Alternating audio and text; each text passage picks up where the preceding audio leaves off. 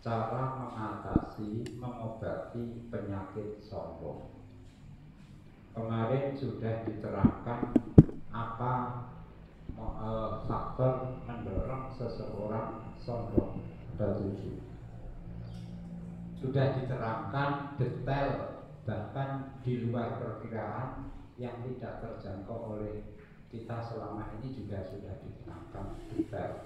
Tapi itu baru ilmunya, baru pengetahuannya. Berarti perlu langkah lanjutan apa? Nek wis ngerti penyakite, yo ngatasine, mengobatinya, prakteknya. Teorinya sudah tahu, sekarang prakteknya. Nah, ini Imam Ghazali memberikan tips bagaimana mengatasi kesombongan itu secara praktis, secara konkret. Ada 5 yang beliau sampaikan, 5 cara. Dan akeh, beliau sendiri mengatakan sebetulnya banyak, tapi 5 ini cukup menjadi sampel untuk menguji, untuk mengobati ya kesombongan yang menjangkiti diri kita. Yang pertama, cara menghilangkan kesombongan. Cara menguji pertama adalah kita bertukar pikiran, diskusi, berdebat, terus pokoknya munadzarah lah, basul masail dan lain sebagainya, membahas satu masalah dengan salah satu teman kita, bahas bab ilmu. Nah, kalau muncul dari lawan bicara kita kebenaran, kita tahu, oh iya ternyata benar dia.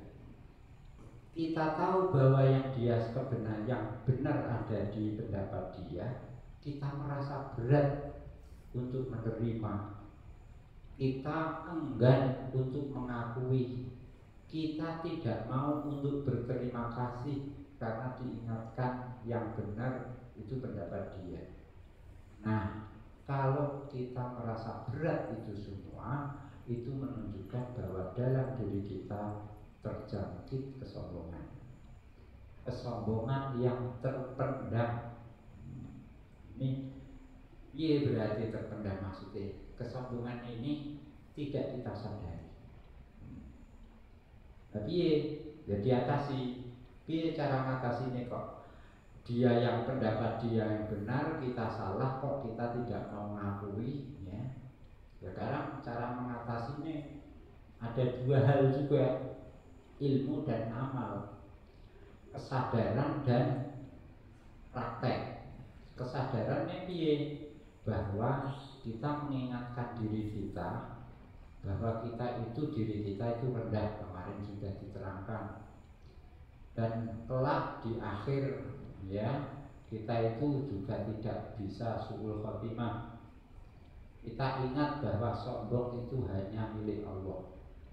Itu kita ingat itu. Nah, sekarang ingat saja tidak cukup. Harus kita paksakan diri kita untuk mengakui kebenaran yang disampaikan oleh teman kita. Ya kita ucapkan, mulut kita mengatakan iya benar kamu, betul, terima kasih, saya mendapat faedah, bisa mendapat manfaat dari dunia. Ternyata jeli ya, saya yang kamu jeli, saya yang tidak jeli. Matur nuwun.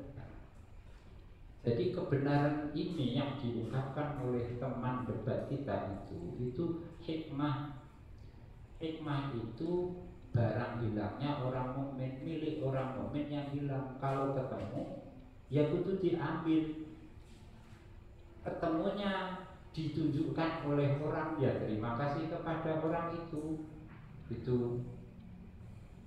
Nah, yang seperti ini mengucapkan terima kasih, mengakui kebenaran dari pihak lawan, kita latihkan berkali-kali terus sampai kemudian menjadi watak kita. Ini berarti kesombongannya, kibir sudah hilang. Tapi kalau kita berat untuk mengakui kebenaran itu, berat mengungkapkan terima kasih gitu ya, ya berarti dalam diri kita ada kesombongan. Nah sekarang kesombongannya kapan? Didelok ini detailnya, jelinya Imam Ghazali. Kalau kita ya tidak mau mengakui kebenaran itu saat kita sendirian, gak ono wong kene tetap kok gak gelem nampa, jadi kita tidak diada orang lain, ya kita sendiri masih tidak mau menerima kebenaran itu, berarti itu namanya sombong. Sebaliknya kalau pas kita bisa menerima kebenaran itu ketika sendiri dan di depan banyak orang kita tidak mau kalah, tidak mau mengakui kalah, tidak mau mengaku salah gitu ya. Ini bukan kiber, ini riak. Oh ya, beda kan ya. Jadi ini kamu debat dengan teman kamu, pendapat yang benar teman kamu. Nah, kamu tidak mau mengalah, tidak merasa salah. Ini di konteksnya apa? Kalau kamu sendirian tidak mau kalahnya, itu berarti kamu sombong. Orang sopo-sopo isi ora gelem ngakoni kebenaran, itu sombong. Tapi kalau sombongmu ya, tapi kalau tidak mau merasa kalah karena di hadapan banyak orang, malu misalnya, itu namanya riya. Dan yang tidak mau mengakui sendirian, dia tidak mengakui kebenaran di pihak lawan, di banyak orang tidak mengakui kebenaran ada di pihak lawan, berarti dua-duanya kibir dan riya menjadi begitu. Ngono masalah. Ya Allah. Ini debat kue kalah. Sikapmu bi, sikap kamu bagaimana coba? Nah, kalah isih dianggap kene guru ya. Di hadapan murid-murid ini merusak reputasi. Akhirnya kita ngeyel terus. Nah, ini namanya riya. Karena di hadapan banyak orang. Tapi kalau tidak ada orang, gak ada sopo-sopo, kita tetap ngeyel, itu namanya sombong karena menolak kebenaran. Nah, kalau dua-duanya gak ada sopo-sopo kita tetap ngeyel, ya. Dan apalagi kalau banyak orang, itu ya sombong ya riya. Percuma kalau hanya mengobati riya, sombongnya masih menjadi. Sama dengan sebaliknya, riya sombongnya diatasi tapi riyanya tidak. Karena yang satu menjadi pintu bagi yang lain. Konek karo-karo itu. Jadi cara menguji pertama bahwa kita punya sikap sombong, punya karakter sombong apa? Kita diskusi. Nah, itu. Nah, jangan terus muni ngene. Lah nek sing pendapatnya bener kula terus iki, sing salah.